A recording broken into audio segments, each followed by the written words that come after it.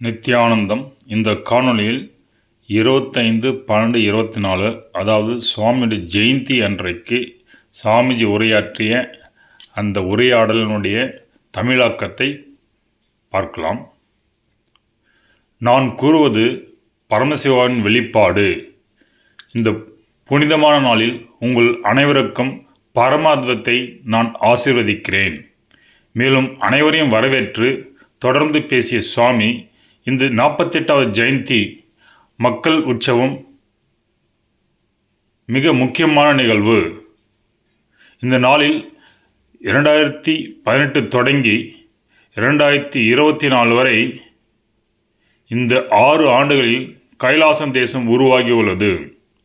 இது இந்த பரமசிவன் அருளால் நிகழ்ந்துள்ளது. அதற்காக அவருக்கு நன்றி. இனி இந்த ஆண்டு முழுவதும் என் மூலம் பரமசிவம் சத்தியம் வெளிப்பட்டு, அதனால் நீங்கள் இந்த ஆன்மா, ஈஸ்வரா மற்றும் ஜெகத், அதாவது இந்த உலகம், மேலும் பேரல் யூனிவர்ஸ், மல்டிவர்ஸை பற்றிய இறுதி உண்மைகளை இந்த ஆண்டு முழுவதும் சத்தியங்களாக அவர் வெளிப்படுத்த அதை நான் உங்களுக்கு தொகுத்து வழங்குவேன். இதை நீங்கள் உணர்ந்து உள்வாங்க. அப்பொழுது அவர் வாழ்க்கையின் ஒவ்வொரு அம்சத்தையும் உங்களுக்கு வெளிப்படுத்துவார். இந்த வகுப்பில் நீங்கள் தொடர்ந்து பயில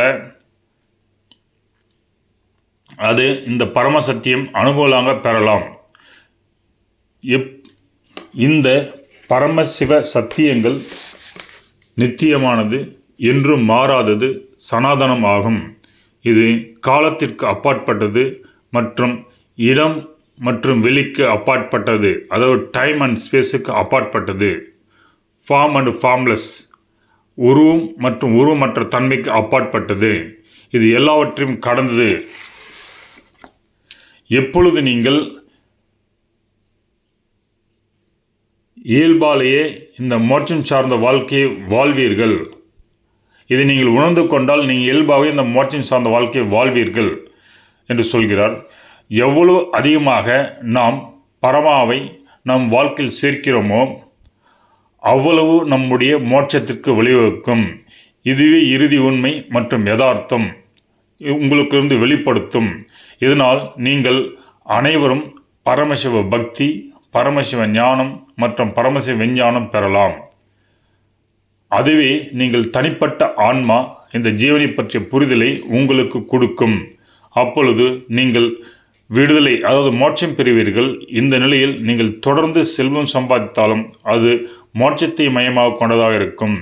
நீங்கள் வாழ்க்கையின் இன்பங்களை பெற்றாலும் அது மோட்சத்தை மையமாக கொண்டதாக இருக்கும். ஆனால் நீங்கள் மோட்சத்தை மையமாக கொண்டு கர்மங்களையும் புரியலாம், மோட்சத்தை மையமாக கொண்டு தர்மங்களையும் செய்வீர்கள். இங்கு உங்கள் வாழ்க்கையை இதன் அடிப்படையிலே வாழ்வீர்கள். இவ்வாறு மோட்சத்தை மையமாக கொண்ட வாழ்க்கையில் நீங்கள் வாழும்போது நீங்கள் ஒரு ஜீவன் முக்தர் மற்றும் முக்தி அடைந்தவர் ஆகிறீர்கள். பரமசிவனால் இந்த வேதங்களிலும் ஆகமங்களிலும் சொல்லப்பட்ட சத்தியங்களை உபனிஷதங்களாக ராமபிரான் அவர்கள் தொகுத்து கொடுத்துள்ளார். ராமச்சந்திர அவர்கள் முக்திக்கு உபநிஷத்தை ஏற்றி அதில் மேலும் மற்ற உபநிஷதங்களை தொகுத்து நமக்கு உபநிஷதங்களை டோட்டலாக கொடுத்துள்ளார். இந்த உபநிஷதங்கள் வேதங்களின் சாரமாகும். அதற்கு பின்னர் வந்த கிருஷ்ணர் இந்த உபநிஷதங்களின் சாரத்தை எல்லாம் பகவத்கீதையில் நமக்கு கொடுத்தார். எனவே தான் இந்த பகவத்கீதையை நாம் உபனிஷத் என்று சொல்கிறோம். இந்த வேதங்கள், உபனிஷத்துக்கள் மற்றும் பகவத்கீதை இது மூன்றும் சேர்ந்து பிரஸ்தனத்திரயம் என்று இந்துக்களின் புனித நூலாக சொல்லப்பட்டுள்ளது. இவ்வாறு ராமர், கிருஷ்ணர், வியாசர் இந்த பொக்கிஷத்தை நமக்கு தொகுத்து வழங்கி இந்த மனித குலத்திற்கு பெரும் சேவை செய்துள்ளனர். இனி பரமசத்தியத்தை படிக்க உங்களை தயார்படுத்திக் கொள்ளுங்கள். உங்களை அதற்கு எப்படி தயார் செய்வது பற்றி பரமசிவா இனி வரும் 1 வருடம் முழுவதும் வெளிப்படுத்துவார். இதை பெறுவதற்கு முதலில் நீங்கள் உங்களை உண்மையாக உருவாக்க வேண்டும். இதுவரை உங்களை நீங்கள் உருவாக்கிய அனைத்தும் பொய்களை அடிப்படையாக கொண்டு சிரத்தையற்று இருந்தீர்கள். எனவே சிரத்தையுடன் இருந்து இந்த போலித்தனத்தில் இருந்து வெளியே வாருங்கள். இவ்வாறு போலித்தனமாக வாழ்வது, போலியாக இருப்பது பெரிய விஷயங்களை தராது. அற்ப விஷயங்களை வேண்டுமானால் இந்த போலியான வாழ்க்கையின் மூலம் உங்களுக்கு கிடைக்கலாம். நீங்கள் நேர்மையாக இருந்தால் அது உங்களுக்குள் அறுதி உண்மையை வெளிப்படுத்தும். இனி உங்களை விழித்தெழச் செய்கிற உண்மையான சத்தியங்களை கேளுங்கள். அந்த சத்தியம் அஜபாஜமாக உங்களுக்குள் அதிர்வுறும்போது அது இறுதி யதார்த்தத்தை உங்களுக்கு உணர்த்தி பரமசிவன் உங்களிலிருந்து வெளிப்படுவார். எனவே இந்த வருடம் முழுவதும் உங்களை இதை பெறுவதற்கு தயார் செய்து கொள்ளுங்கள். அது என்னவென்றால், பரமசிவன் ஏகனாக இருந்து அநேகனாக வெளிப்பட்டார். அதாவது பரமசிவன் ஒருவராக இருந்து பலவாறாக வெளிப்பட்டார். எதற்கென்றால் தன்னை கொண்டாடுவதற்கும் தன்னை அனுபவிக்கும் தான். நாம் ஒவ்வொருவரும் போட்டியிடாமல் வன்முறை இல்லாமல் சுதந்திரமாக வாழ்வதற்காகத்தான் அவர் இவ்வாறு பலராக வெளிப்பட்டார். எனவே நம் அனைவரும் உள்ளே பரமசிவன் இருக்கிறார், அதை ரசித்து கொண்டாடுங்கள். இவ்வாறு நம் அனைவரும் ரசித்து கொண்டாடும் பொழுது நம் பரமத்தின் பரம சத்தியத்தை வெளிப்படுத்துகிறோம். எனவே அனைவரும் ஞானம், பரமசிவத்துவம் மற்றும் பரமசத்தியத்தை பெற இந்த கைலாச உருவாகியுள்ளது. கேளுங்கள். பரமசிவனின் முதல் பணி உங்கள் ஒவ்வொருவரின் அறிவு நிலை, உணர்ச்சி நிலை, தனிப்பட்ட நிலை, சமூக நிலை, தார்மீக நிலை, அரசியல் நிலை ஆகியவற்றை நம்பகத்தன்மை உடையதாக மாற்றுவதுதான். அது எல்லாவற்றையும் சுத்தம் செய்து அனைத்து போலித்தனத்திலிருந்து உங்களை விடுவிப்பது ஆகும். நீங்கள் போலியாக இருப்பது, அதாவது உண்மையாக இல்லாமல் இருப்பது உங்களுக்கு சிறிய ஆறுதல்களை தரலாம், ஆனால் பெரிய வெற்றியை தராது. நீங்கள் முதலில் சில நெருக்கடி நிலைகளில் பொய் சொல்லி அந்த சூழ்நிலையில் தப்பிக்கிறீர்கள். இவ்வாறு தொடர்ந்து செய்ய அதுவே உங்கள் வழக்கமாக மாறி உங்கள் உண்மையான அடையாளத்தை இழந்து விடுகிறீர்கள். அதனால் நீங்கள் போலியாக வாழ்ந்து உங்கள் வாழ்க்கைக்கு அர்த்தமற்ற வார்த்தைகளையும் உணர்ச்சிகளையும் வெளிப்படுத்துகிறீர்கள். இவ்வாறு போலியாக இருப்பதின் மூலம் உங்கள் வாழ்க்கையை எளிதாக இருக்கிறது என்று எண்ணி இந்த போலியாக இருக்கும் திறன் உங்கள் வாழ்க்கைக்கு தேவை என்று கருதி அதை நம்பி உண்மையில் உங்கள் வாழ்க்கையின் குறிக்கோளை விட்டு அர்த்தமற்ற செயல்களை செய்ய தொடங்குகிறீர்கள். எனவே உங்கள் வாழ்க்கையின் குறிக்கோளுடன் ஒத்துப்போகாத ரூட் பேட்டர்ன் உருவாக்குகிறீர்கள். இதனால் ஒவ்வொரு முறை பொய் சொல்லும்போது இந்த போலித்தனத்தை கொண்ட பேட்டர்ன் மூலம் இயங்கி அது உங்கள் கருத்தாக்கம், எமோஷன் மற்ற அனைத்து விஷயங்களும் ஊறிவிடுகிறது.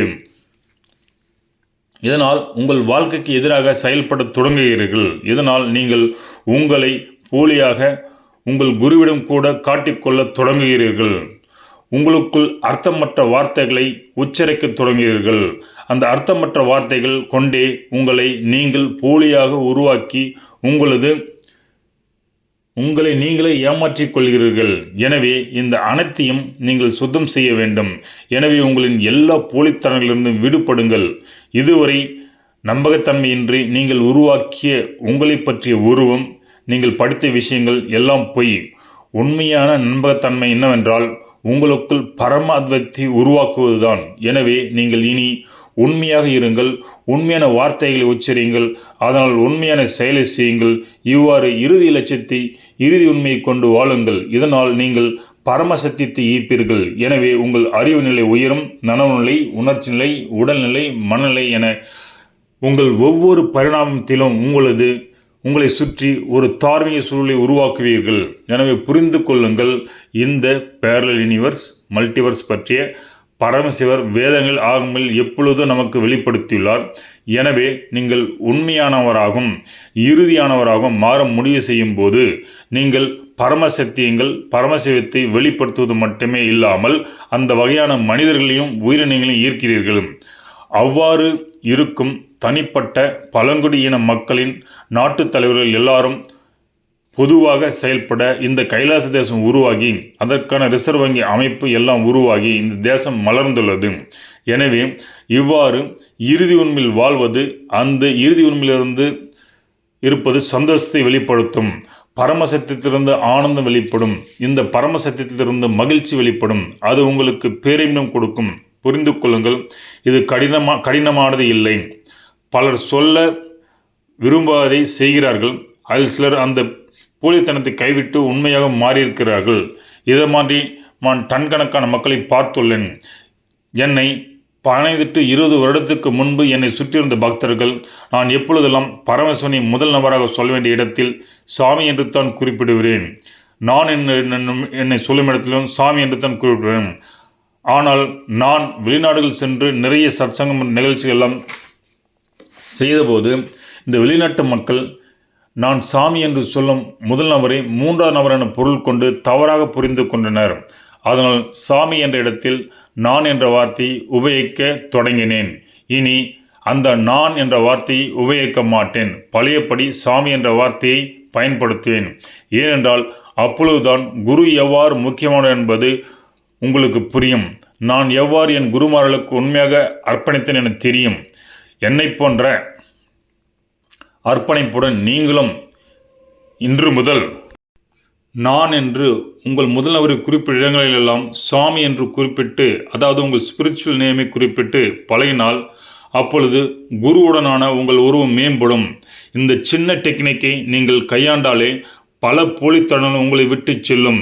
இது முற்றிலும் உண்மை, அறுதி சத்தியம். இவ்வாறு குருவுடன் நீங்கள் உண்மையாக இருக்க முடிவு செய்தால் நீங்கள் இந்த போலித்தனங்களிலிருந்து விடுபடலாம். ஏனென்றால் இங்கு ஐ என்பதற்கு பதிலாக சாமி என்று நீங்கள் சொல்லும் பொழுது நீங்கள் உங்கள் முதல் நபராக சாமியை உணர்வீர்கள்.